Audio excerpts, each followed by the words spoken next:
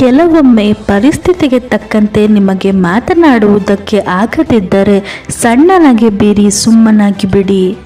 ಎಲ್ಲರೂ ಹೇಳುತ್ತಾರೆ ಮನುಷ್ಯ ಖಾಲಿ ಕೈಯಲ್ಲಿ ಬರುತ್ತಾನೆ, ಖಾಲಿ ಕೈಯಲ್ಲಿ ಹೋಗುತ್ತಾನೆ ಎಂದು.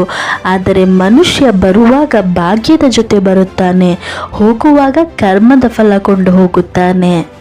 ದೇವರು ತಡ ಮಾಡಿದ್ದರೂ ನ್ಯಾಯವನ್ನೇ ಮಾಡುತ್ತಾನೆಯೇ ಹೊರತು ಅನ್ಯಾಯವಂತೂ ಮಾಡುವುದಿಲ್ಲ.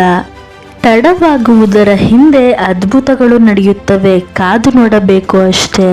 ನಿಮ್ಮ ಜೀವನದಲ್ಲಿ ನೀವು ಬಯಸಿದ್ದೆಲ್ಲ ನಿಮಗೆ ಸಿಗಬೇಕಾದರೆ ಈ 3 ಕೆಲಸಗಳನ್ನು ತಪ್ಪದೆ ಮಾಡಬೇಕು. ಮೊದಲನೆಯದಾಗಿ ಬೆಳಗ್ಗೆ ಬೇಗ ಎದ್ದು ನಿಮ್ಮ ದಿನಚರಿಯನ್ನು ಶುರು ಮಾಡಬೇಕು. ಪ್ರತಿದಿನ ಬೇಗ ಎದ್ದು ನಿಮ್ಮ ದಿನಚರಿ ಆರಂಭ ಮಾಡಿದರೆ ನಿಮ್ಮ ಮನಸ್ಥಿತಿ ಶಾಂತವಾಗಿರುತ್ತದೆ.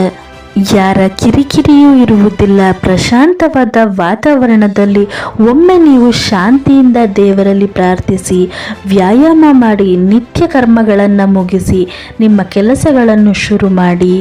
ಎರಡನೆಯದು, ಆಗಿ ಹೋಗಿರುವುದರ ಬಗ್ಗೆ ಯಾವತ್ತೂ ಚಿಂತೆ ಮಾಡಬಾರದು. ಆಗಿ ಹೋಗಿರುವುದರ ಬಗ್ಗೆ ಯೋಚನೆ ಮಾಡುವುದನ್ನು ಬಿಟ್ಟು ಮುಂದೆ ಆಗುವ ಕೆಲಸಗಳ ಬಗ್ಗೆ ಹೆಚ್ಚು ಗಮನ ಕೇಂದ್ರೀಕರಿಸಬೇಕು. ಮೂರನೆಯದು, ನಿಮ್ಮ ರಹಸ್ಯಗಳನ್ನು ಯಾರಿಗೂ ಹೇಳಬಾರದು. ನಿಮ್ಮ ರಹಸ್ಯಗಳನ್ನು ಬೇರೆಯವರ ಹತ್ತಿರ ಹೇಳಿಕೊಂಡು ಸಹಾಯಕ್ಕಾಗಿ ಯಾರ ಹತ್ತಿರವೂ ಕೈಚಾಚಬೇಡಿ. ಯಾಕೆಂದರೆ ಈ ಸಮಾಜದಲ್ಲಿ ನಿಮ್ಮ ಸಹಾಯಕ್ಕೆ ಯಾರೂ ಬರುವುದಿಲ್ಲ.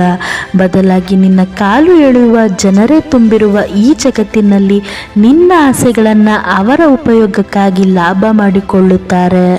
ಆದ್ದರಿಂದ ಯಾರ ಹತ್ತಿರವೂ ನಿಮ್ಮ ರಹಸ್ಯಗಳನ್ನು ಹೇಳಬೇಡಿ. ಯಾರು ಯಾರನ್ನು ಉದ್ಧಾರ ಮಾಡುವುದಕ್ಕೆ ಆಗಲ್ಲ, ಯಾರು ಯಾರನ್ನು ಹಾಳು ಮಾಡುವುದಕ್ಕೂ ಆಗುವುದಿಲ್ಲ. ಒಳ್ಳೆಯದು ಮತ್ತು ಕೆಟ್ಟದ್ದು ಎರಡು ನಮ್ಮಲ್ಲಿಯೇ ಇದೆ.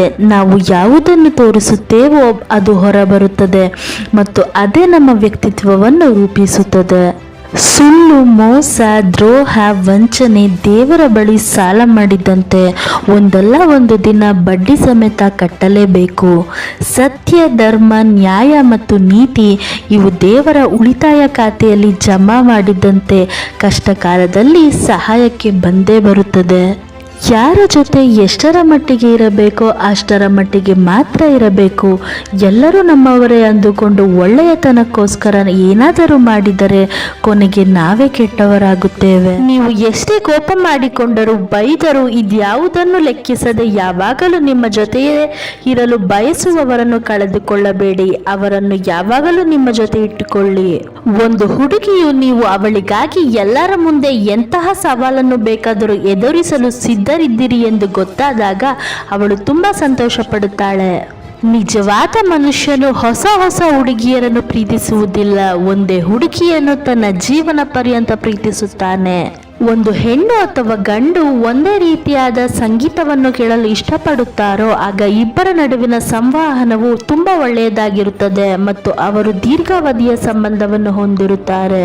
ನಿಮಗೆ ರಾಜ ಸಿಕ್ಕರೆ ಇಟ್ಟುಕೊಳ್ಳಿ, ರಾಣಿ ಸಿಕ್ಕರೆ ಪ್ರೀತಿ ಮತ್ತು ಆರೈಕೆ ಮಾಡಿ. ಆದರೆ ಅವುಗಳನ್ನು ಬದಲಾಯಿಸುವ ಬರದಲ್ಲಿ ಕೊನೆಗೆ ಜೋಕರಿಂದ ನಿಮ್ಮ ಆಟ ಕೊನೆಗೊಳ್ಳುವಂತೆ ಮಾಡಿಕೊಳ್ಳಬೇಡಿ.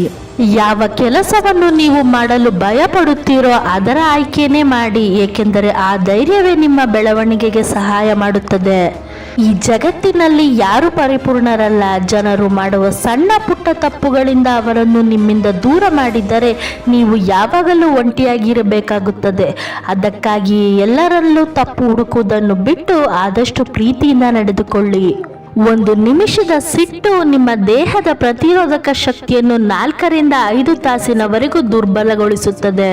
ನಮ್ಮ ಮನಸ್ಸಿನಲ್ಲಿರುವುದನ್ನು ಇಷ್ಟಪಟ್ಟು ಕೇಳಲು ಯಾರಾದರೂ ಸಿಕ್ಕರೆ ಅದಕ್ಕಿಂತ ಅದ್ಭುತವಾಗಿರುವುದು ಏನೂ ಇಲ್ಲ ಅನ್ನಿಸುತ್ತದೆ. ಒಂದು ಅಧ್ಯಯನದ ಪ್ರಕಾರ ತುಂಬಾ ಜನರಿಗೆ ವಿಡಿಯೋ ಅಥವಾ ಫೋನ್ ಕಾಲ್ನಲ್ಲಿ ತಮ್ಮ ಸ್ವಂತ ಧ್ವನಿಯನ್ನು ಕೇಳಲು ಇಷ್ಟಪಡುವುದಿಲ್ಲ.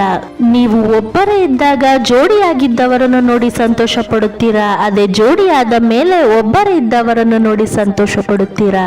ಸೈಕಾಲಜಿ ಪ್ರಕಾರ ಯಾವ ಹುಡುಗಿ ಕಡಿಮೆ ಮೇಕಪ್ ಮಾಡಿಕೊಳ್ಳುತ್ತಾರೋ ಆ ಹೆಂಗಸಿನ ಗುಣ ಒಳ್ಳೆಯದಾಗಿರುತ್ತದೆ ಮತ್ತು ಸರಳವಾಗಿರುತ್ತದೆ ಎಂದು ಪರಿಗಣಿಸಲಾಗಿದೆ. ನಮ್ಮ ವಿಡಿಯೋ ಇಷ್ಟವಾದಲ್ಲಿ ದಯವಿಟ್ಟು ನಮ್ಮ ಚಾನೆಲ್ನ ಸಬ್ಸ್ಕ್ರೈಬ್ ಮಾಡಿ, ಹಾಗೆ ವಿಡಿಯೋಗೊಂದು ಲೈಕ್ ಮಾಡಿ. Thank you for watching. ಜೈ ಶ್ರೀ ಕೃಷ್ಣ.